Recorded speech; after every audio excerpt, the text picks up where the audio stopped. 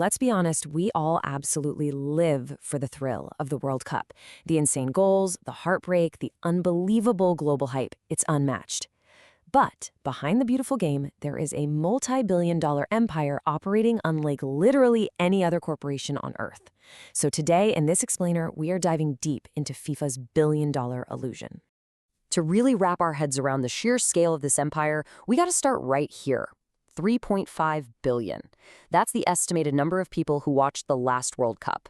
Seriously, just let that sink in for a second. That is nearly half the entire population of the planet tuning in for one single tournament.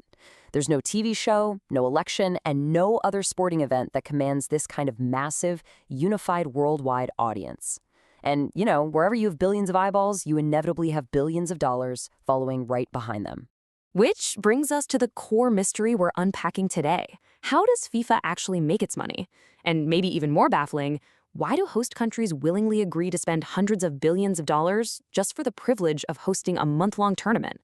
When you first look at it, this financial dynamic seems completely backward. So to look past the illusion and see the reality, we need to trace the money, break down those revenue streams, and figure out the true motivations of the nations bidding for this mega event.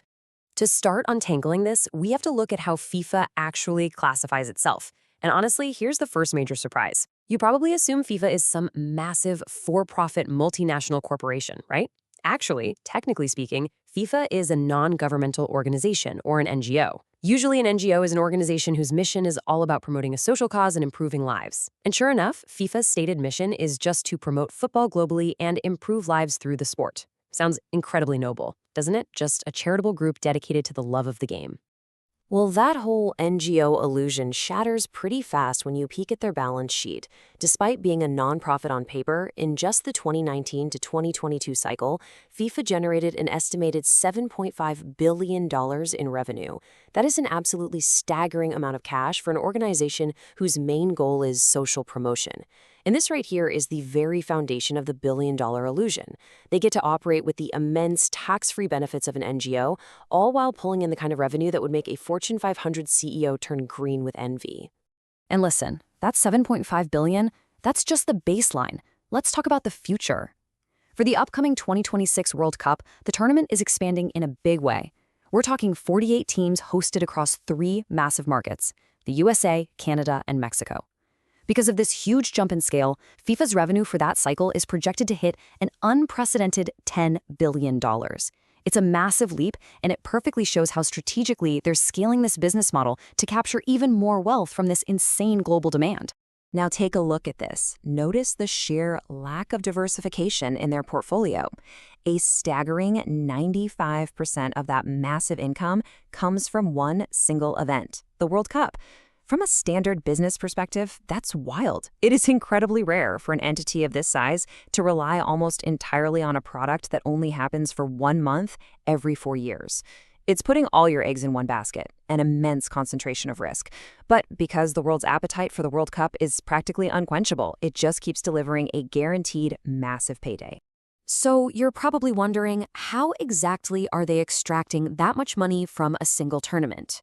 Well, it basically boils down to 4 main pillars of profit: broadcasting, sponsorships, ticketing, and licensing. FIFA has meticulously designed this 4-pillar system to monetize absolutely every single second, image, and experience tied to the World Cup. Let's break these down real quick so you can see how those bank accounts actually get filled. Pillar number 1 is broadcasting rights. Without a doubt, this is the biggest cash cow of the entire operation. In the last 4-year cycle alone, just selling the rights to put the matches on TV brought in over $3 billion. Networks and streaming platforms all over the world get into these fierce bidding wars, throwing down astronomical sums just for the exclusive right to air matches in their specific regions. Look, live sports are one of the very few things people still watch in real time, right? So networks will pay almost anything to tap into that 3.5 billion person audience.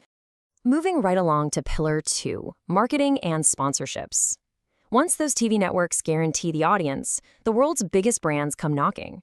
Global giants. We're talking Adidas, Coca-Cola, Visa, Qatar Airways. They pay top dollar to be exclusive FIFA partners. And this isn't just slapping a logo on a billboard. These brands want their products permanently linked to the emotional highs of the tournament in our minds.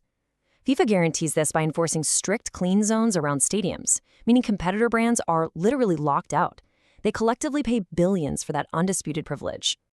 Then, rounding it out, we've got pillars 3 and 4, ticketing, hospitality, and licensing. This captures pretty much everything else. It's everyday fans buying digital tickets, sure, but it's also those incredibly lucrative VIP luxury hospitality packages sold to corporate clients for millions. Plus, the licensing fees. Every time a wildly popular football video game is sold or a piece of official merch gets bought, FIFA takes a cut. These last two pillars briskly add billions more to that total revenue pile. Okay, so we've established FIFA pulls in around $7.5 billion and soon to be $10 billion. But here is the multi-billion-dollar question. Where does all of this money actually go? I mean, you'd naturally assume that organizing the world's largest sporting event means FIFA is footing a massive infrastructure bill for stadiums, transit, hotels, right? Well, brace yourself, because this is where the billion-dollar illusion truly reveals itself. Here is the ultimate twist in their whole business model. FIFA barely spends any of the billions they make on the physical tournament itself. Their main direct expense, the prize money awarded to the winning teams, which sat at about $440 million in the last World Cup. The real, crushing financial burden of actually building the event falls entirely on the host country. For the 2022 World Cup, Qatar was saddled with an estimated $200 billion cost to build the infrastructure. Let that sink in. FIFA takes the revenue, the host takes the bill. So why on earth would any country take a deal where they spend $200 billion while an NGO gets to keep all the TV and sponsorship money? Well, they do it for the very alluring promise of soft power, a massive boom in tourism, global prestige, and hopefully a long-term economic boost. But as our sources highlight, history frequently documents a much darker reality. Host countries are often left with what are called white elephant stadiums. These are massive, incredibly expensive arenas that just sit abandoned and rotting once the fans go home. Plus, these mega projects frequently draw intense international scrutiny over things like migrant worker rights and the forced displacement of local communities just to make way for construction. So hosting this tournament, it is an unbelievably high-stakes gamble. For a very wealthy nation, spending billions to be the absolute center of the universe for a month might just be a calculated, worthy investment in their global image. But for developing countries, taking on this level of massive debt and internal disruption to build infrastructure for a 4-week event, that can be economically devastating. The illusion of glory is incredibly powerful for sure, but the financial and social reality left behind when the cameras finally turn off can be incredibly harsh. Which leaves us with this final thought to ponder as we wrap up this explainer. When you weigh the $7.5 billion of revenue safely kept by FIFA against the hundreds of billions of dollars in infrastructure costs, not to mention the heavy social burdens placed on the host nations, you really have to ask yourself, is hosting the World Cup actually worth the cost?